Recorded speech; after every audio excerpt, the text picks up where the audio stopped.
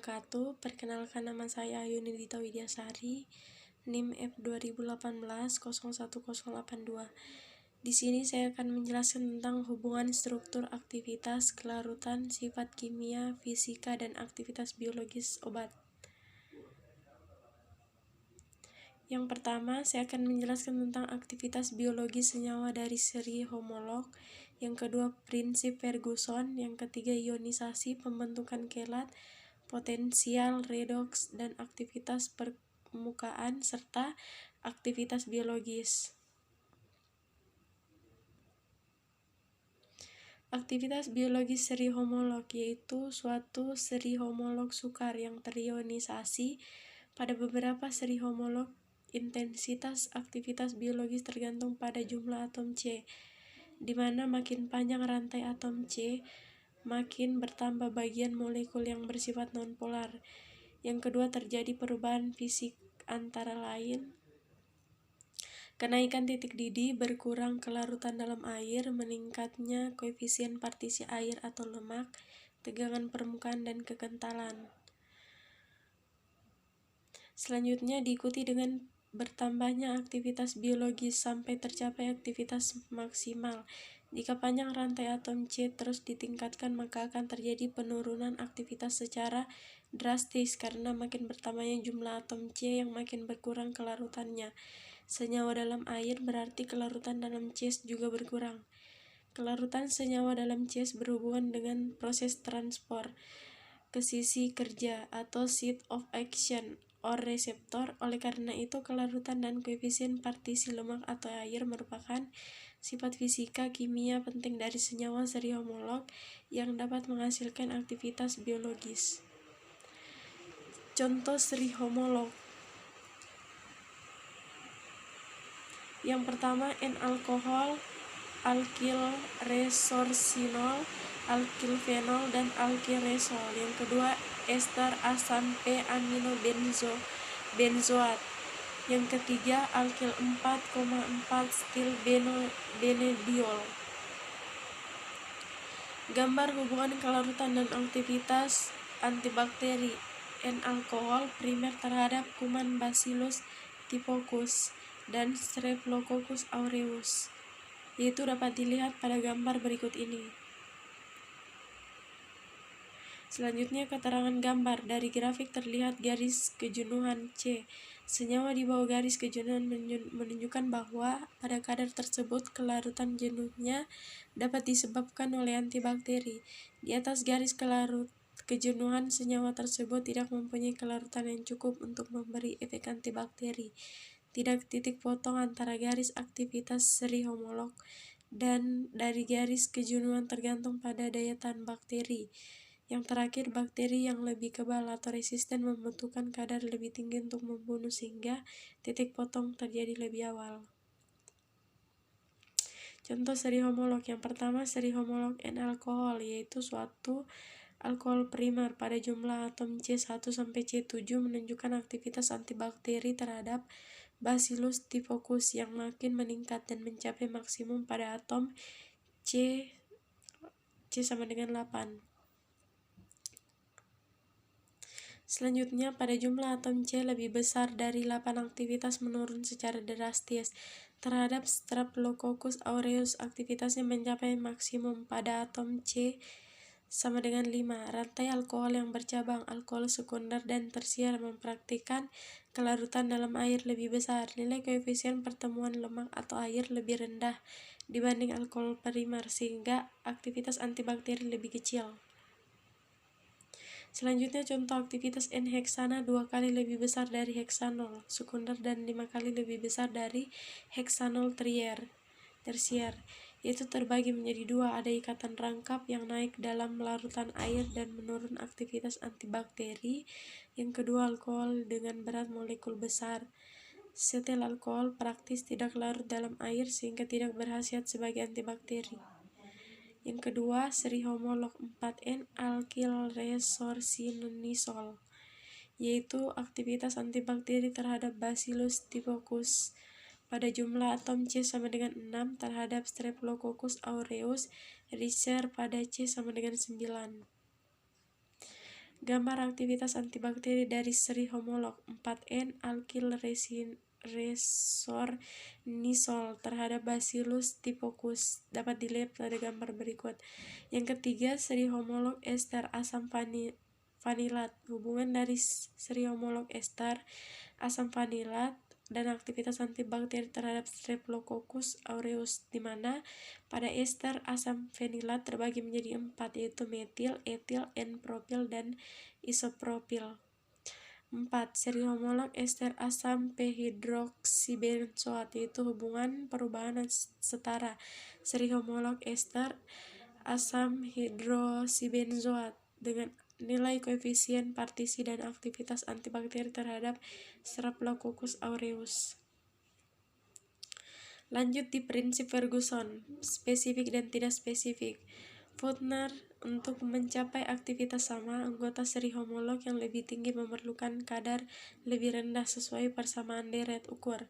Yang kedua, perubahan sifat fisik suatu seri homolog terbagi atas 4, antara lain yaitu tekanan uap, kelarutan dalam air, tegangan permukaan, distribusi dalam pelarut yang saling tidak bersampur. Kelarutan dalam air, mol X, kadar toksisitas Vs Bacillus typhus, kadar untuk menurunkan tekanan permukaan air, tekanan uap, koefisien partisi. Selanjutnya, Ferguson, kadar molar toksik ditentukan oleh keseimbangan distribusi pada fase eksternal dan biofasa. Pada keadaan keseimbangan, kecenderungan obat untuk meninggalkan biofasa dan fase eksternal adalah sama, walaupun kadar obat dalam masing-masing fase berbeda. Yang kedua, kecenderungan obat untuk meningkatkan fase disebut aktivitas termodinamik. Selanjutnya, ini merupakan gambar aktivitas termodinamik di mana terjadi molekul obat dan dinding sel akan mengeluarkan yang namanya cairan ekstrak sel, cairan dalam sel, dan inti sel. Molekul kerja obat terbagi menjadi 2, yaitu senyawa berstruktur spesifik dan senyawa tidak berstruktur spesifik.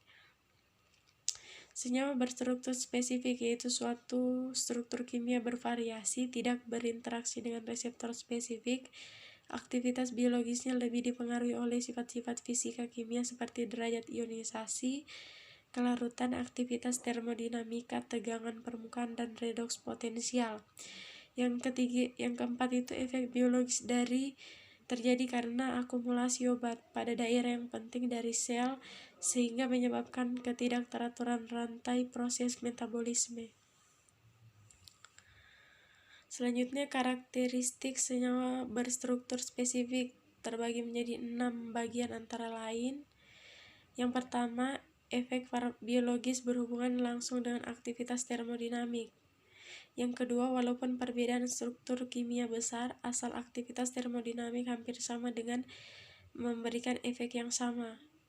Yang ketiga, ada keseimbangan kadar obat dalam biofasa dan fase eksternal akan menghasilkan aktivitas termodinamik, masing-masing fasa harus sama. Selanjutnya, 4. Pengukuran aktivitas termodinamik pada dasa eksternal mencerminkan aktivitas termodinamik biofasa. Yang kelima, senyawa dengan derajat kejenuhan sama mempunyai aktivitas termodinamik yang sama sehingga efek biologis sama pula, sehingga larutan jenuh sama dengan struktur yang berbeda dapat memberikan efek biologis yang sama. Yang terakhir, aktivitas termodinamik dari obat berupa gas atau uap, di mana PT adalah tekanan parsial senyawa untuk menimbulkan efek biologis. Selanjutnya, hubungan kadar isoanestesi beberapa obat anestesi yaitu uap atau gas dengan aktivitas termodinamik pada manusia yaitu 37 derajat Celcius, di mana dapat dilihat dalam nama gas dan uap berikut. Selanjutnya, hubungan kadar bakterisid insektisida yang mudah menguap terhadap Salmonella typhosa dengan aktivitas termodinamik dapat dilihat pada gambar berikut ini. senyawa berstruktur spesifik, yaitu senyawa yang memberikan efek dengan mengikat reseptor spesifik. Aktivitas tidak tergantung pada aktivitas termodinamik, lebih tergantung pada struktur kimia yang spesifik. Reaktivitas kimia, bentuk, ukuran, dan pengaturan stereokimia molekul, distribusi dengan gugus, efek induksi dan resonansi, distribusi elektronik, dan interaksi reseptor berperan menentukan terjadinya aktivitas biologis. Selanjutnya karakteristik, yaitu efektif pada kadar rendah, melibatkan keseimbangan obat dalam biofasa dan fasa eksternal pada keadaan ini. Yang ketiga, melibatkan ikatan kimia yang lebih kuat dibanding senyawa berstruktur tidak spesifik. Yang keempat, sifat fisik dan kimia berperan dalam menentukan efek biologis. Yang terakhir, mempunyai struktur dasar karakteristik dengan bertanggung jawab terhadap efek biologis. Sedikit perubahan struktur dapat mempengaruhi aktivitas biologis obat, yaitu dapat dilihat pada gambar berikut ini pada senyawa koligenik. Yang kedua, pada turunan feniletilamin. Yang ketiga, pada turunan pirimidin. Pada obat tertentu struktur berbeda, efek farmakologis sama, dan perubahan sedikit struktur tidak mempengaruhi efek. Yang kedua, contoh obat diuretik struktur kimia bervariasi, turunan merkuri organik, turunan sulfamid, turunan tiazid, dan spironolakton. Masing-masing turunan mempengaruhi proses biokimia yang berbeda, adapun mekanisme aksi diuretik berbeda. Dapat dilihat pada gambar berikut ini.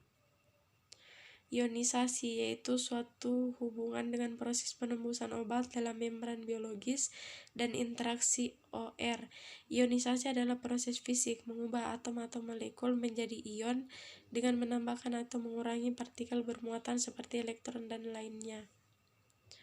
Untuk menimbulkan aktivitas biologis pada umumnya, obat dalam bentuk tidak terionisasi, tetapi ada pula aktif dalam bentuk ionnya.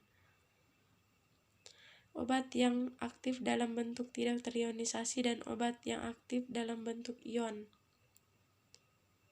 Pembentukan kelat, yaitu senyawa yang dihasilkan oleh kombinasi senyawa yang mengandung gugus elektron donor dan ion logam membentuk suatu struktur cincin. Contoh gugus yang dapat membentuk kelat: gugus amin, primer, sekunder, tersier, oksim, imin, dan tersibuk. Ligan adalah senyawa yang dapat membentuk cincin dengan logam karena mengandung atom yang bersifat elektron donor seperti N, S, O. Struktur cincin yang umumnya terdapat cukup stabil adalah cincin dengan jumlah 5 dan 6. Selanjutnya, contoh ligan dalam sistem biologis.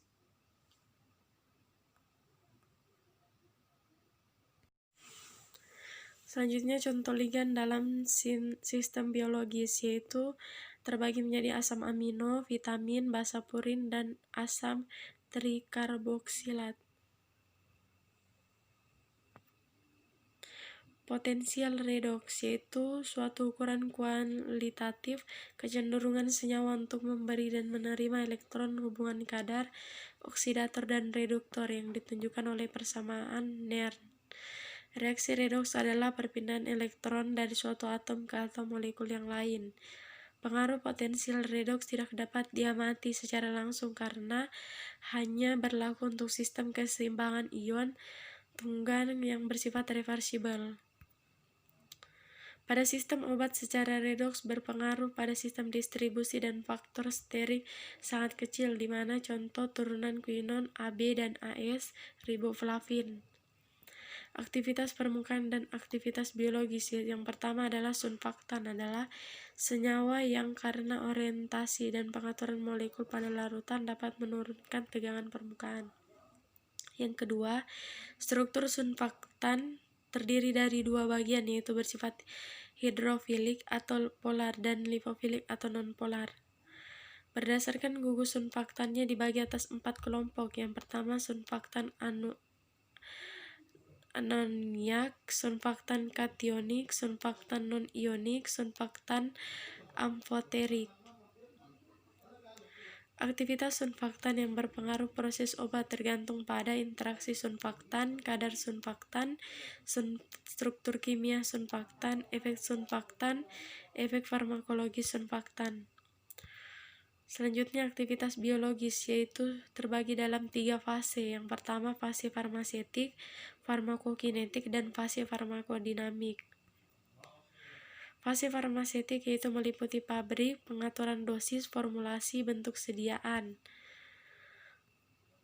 Sedangkan fase absorpsi, distribusi, metabolisme, dan ekskresi atau disingkat dengan ADME yaitu fase berperan dalam ketersediaan obat untuk mencapai jaringan sasaran target atau reseptor sehingga dapat menimbulkan respon biologis.